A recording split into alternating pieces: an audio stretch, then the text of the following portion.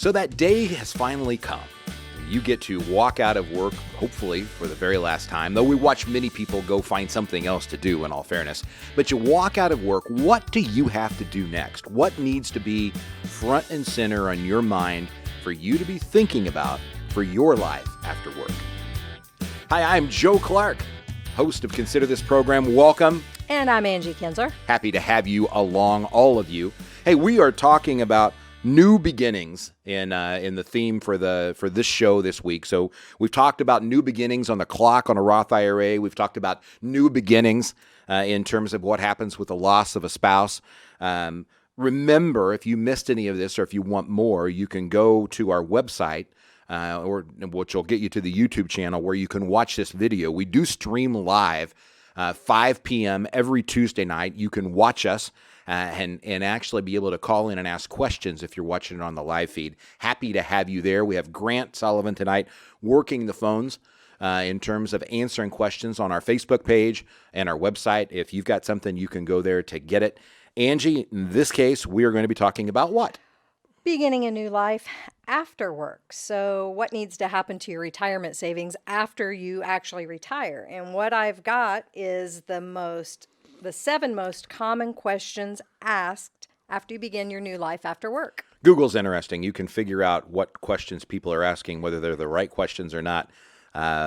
Keith Cunningham taught me that, Joe, that's a great idea, but is it the right idea? Joe, that's a great question, but is it the right question? So let's see what this Mr. Journalist had to say about the 7 most asked things. Okay.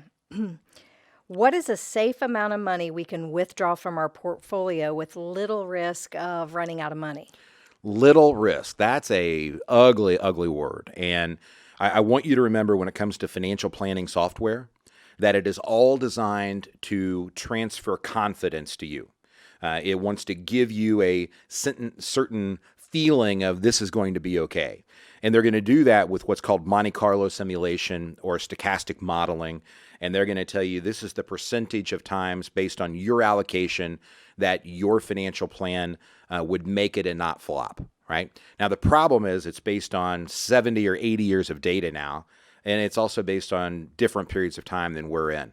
As you can tell, I don't mind my team using the software. I just want everybody to understand the rules and that it's full of assumptions that are inside of there.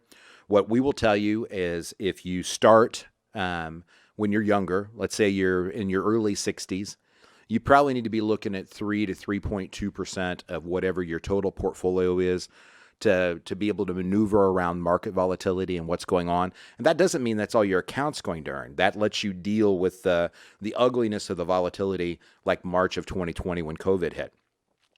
If you're 65 to 67, 68, you're probably looking closer to 3.8% that you can pull out with reasonable certainty that you're going to be okay. But again, all of this is assuming that you've got a good money manager that's actually managing it correctly. This is not you go park it in the S&P 500 fund and just sit there and say, hey, this is going to work because averages say that they're going to work. That's not.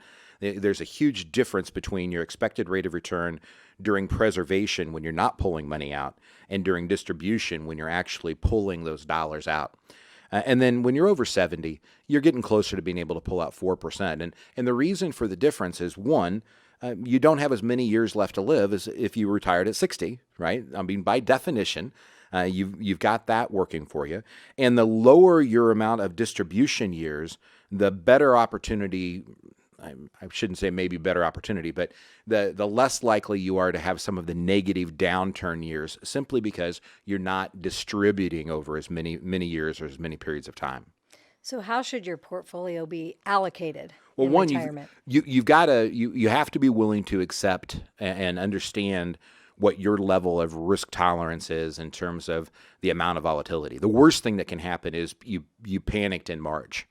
Or you panicked in October of 2008, or you panicked in March of 2000 in the tech wreck, or you panicked in October of 2002 and you went all to cash. You liquidated at the worst possible place. And I can name numerous people, not that we took care of, but I can name numerous people who did that, and in some instances did that in at least 2 of those scenarios. Twice they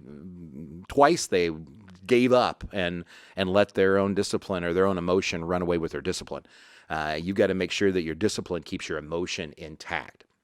That means we have to build that right portfolio for you up front, in the right, and make sure that your money is in the right model where you understand it and know that you've got somebody who's watching every single day, two people, if you want to know the truth, that are watching it every day, that are based on their models. My job's the narrative, it's the bigger picture, but there's 29 people that are on a team that are taking care of your money every day so that you can have a life instead of a new job. And especially when things get ugly, inside of market volatility, it is harder for people to make wise decisions. You can easily see that around the elections that we just had. People that were very, very concerned over what was going to happen on both sides of the fence and made unwise decisions based on beliefs that they had as opposed to what markets really did. That kind of goes into question 3, which is what amount of risk am I comfortable taking and what level of portfolio risk am I able to take? So in the able, when you look at the risks to money, right? We're all familiar with the risk of principal, right? That's I'll give you $100 and I only get 50 back, right? That's the one that everybody worries about because it's the easiest to see, it's the easiest to quantify.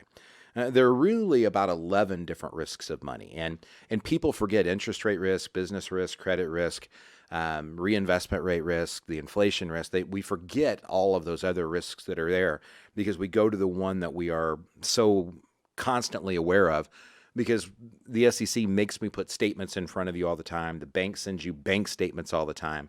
We want you to build this number in your head where your identity to a degree revolves around that number.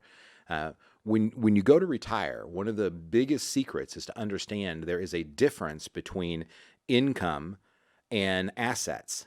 And your whole life, you have spent years accumulating and then preserving and protecting assets. Now, when you go into distribution, you've really switched that button, if you will, to distribution. Now it's about how do I get that money out? How do I go about and use it? So when we look at risk, I think there are people who say, how much risk can I accept? And then in some cases, there's an amount of risk that you must accept, or some of the other risks of money are going to get you, right? If you need $2,000 a month of income and you're scared to death of the market and you put it all in a CD, you better have $1 million, right? And you're still not going to get the money because you have to pay taxes. So you have to increase a little bit of the asset allocation or the exposure for your own good, not because other people are trying to get you to take more risk. And that's why you hire professionals. That's why we have CFAs, CFPs, EAs, CPAs. That's why we have that team of people who are able to look at your situation and really help you talk through that to make sure that it's something that you're comfortable with, that you understand, not in the minutia. You're not looking for a job, but to understand to the point and to the degree that you need to be able to have the life that you want to have. Okay, so the 4th question, when's the best time to take Social Security? Usually the latest time that you can take it is going to work out for you the best, assuming that your health is in good order. The more money that you have in tax-deferred accounts, the better you are to wait longer and longer and longer if you possibly can. So that we can get money out of your IRAs and out of your 401ks at lower tax brackets before Social Security begins to come in. At some point in time, for those of you who are good savers, and that happens a lot when we're doing the show, we have people who show up who've really done a great job saving and accumulating money. They don't understand that the train is coming down the track, right? And that train is the IRS, and it's going to deliver a great big booming horn and warn you that you're about to begin to distribute or pay a 50% penalty if you don't. And so many times we see people on their own take Social Security early and don't touch their IRAs or their 401ks until they're forced to at now 72 under the Secure Act rules. And many times we reverse that order and do what's called a retirement V for victory, where we're helping people get their money out at the lowest possible tax consequence over the journey. And again, it is key to understand that you're on a financial journey. This is not a what works best for today. This is what works best over your financial journey. You didn't save all of this money in 1 year. You've saved this money over an extended period of time. and you're going to live on it over an extended period of time. So we can't get caught living in the very short-term thought process of where we are. Well, can you or should you continue to work even after you take Social Security? If you're over the full retirement age, which for most of us now is 67, it doesn't matter other than you've got more taxable income. If you're working, you should probably clearly, unless you've got a major health problem, you should clearly wait until age 70. That's the last year under the current rules that you can delay Social Security where it continues to add to your benefit. And it's a meaningful add. It's about 8% per year every year after your full retirement age that you wait to add it or to have it added on.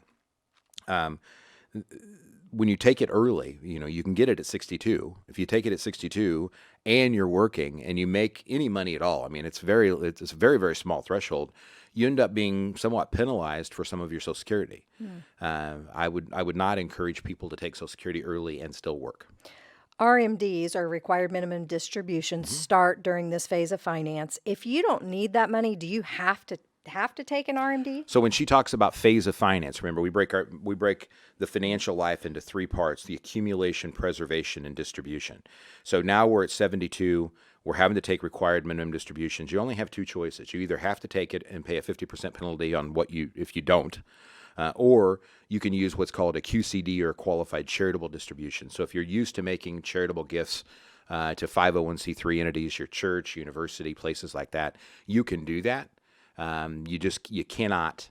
What you can't do is use that money, give it to your kids, or give it to a non 501c3 entity. You're going to have to pay the taxes on it. But yes, the RMD has to come out. We call it a defined distribution.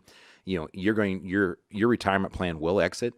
It can either be by your hand, the IRS's hand, or your heir's hand if you don't use the money and you die with it. Well, and even though you have to take it, doesn't mean you have to spend it. No, most of our money, if it doesn't go to charity, rolls from one side of the account to the other into the trust account, or what we call the retail account.